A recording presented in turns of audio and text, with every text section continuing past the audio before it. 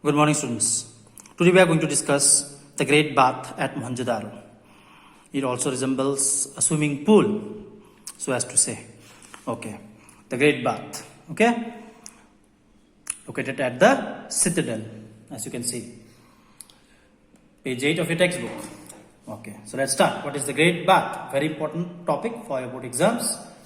If you have studied the Indus Valley Civilization in the junior classes, you must have come across this term. Now, what was the Great Bath? We will discuss, and I'll also use this small diagram here to make things clear. Okay, so let's start. What was the Great Bath? The very first, the heading itself reveals that the Great Bath was located at Mohenjodaro. Now, Mohenjodaro, a very important site of the Indus Valley. I hope by now you are thorough with the location of Mohenjodaro, now in Pakistan. Okay, here as you can see, the Great Bath located at Mohenjodaro. Okay, here. So, on Citadel, some special buildings were built. There were some special buildings in the site of Mohenjodaro, and out of which one was the Great Bath. Okay, now what is this Great Bath? The bath itself reveals that it is something related with bathing or a pool or something which was meant for the religious purpose, which will be revealed later. Okay, let's start. Now, what was this Great Bath? Now, the archaeologists assume, I'm using the word assume or speculate because they don't have any written evidence, because the Indus script has not yet been deciphered. So they assume, going from the known to the unknown. That is what the historians or the archaeologists do, going from known to the unknown, taking reference from the present, they go to the past. So in the absence of any written sources, they make an assumption that it must have been used for some religious occasions or on public gatherings. Okay. The Great Bath was a rectangular tank surrounded by corridors on all four sides. So as you can see, the Great Bath is a rectangular tank surrounded by, this is the corridor, on all four sides. Okay. Now, there were two flights of steps on the north and the south directions leading to the pool or the tank. Now, in the north, this is south, this is west, and this is the east. In the north and the south direction, there were stairs leading people to the main pool or to the main tank.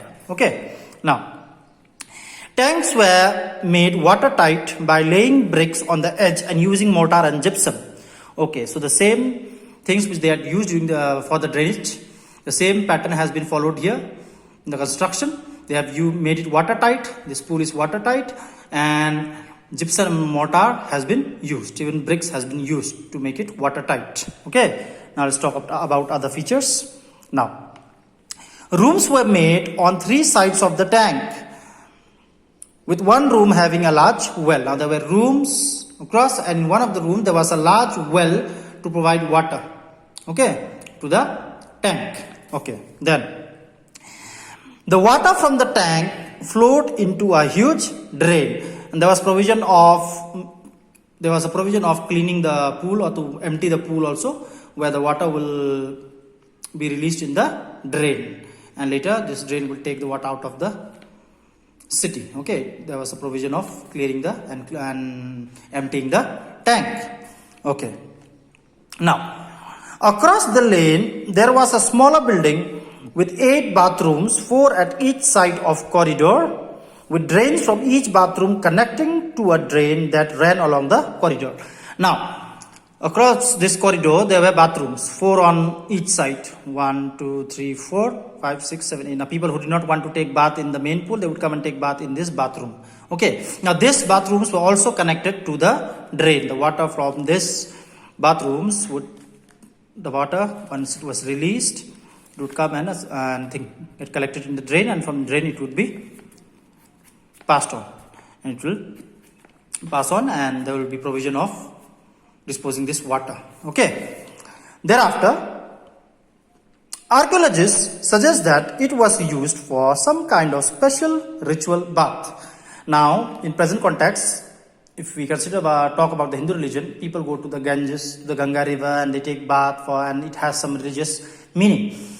So, in the same manner, going from the known to the unknown, people assume, the archaeologists have assumed, the historians have assumed that it must have been used for some religious purpose, because the people went there for some ritualistic bath. So, this was the spectacular building located at the citadel known as the Great Bath at Mohenjodaro. Thank you.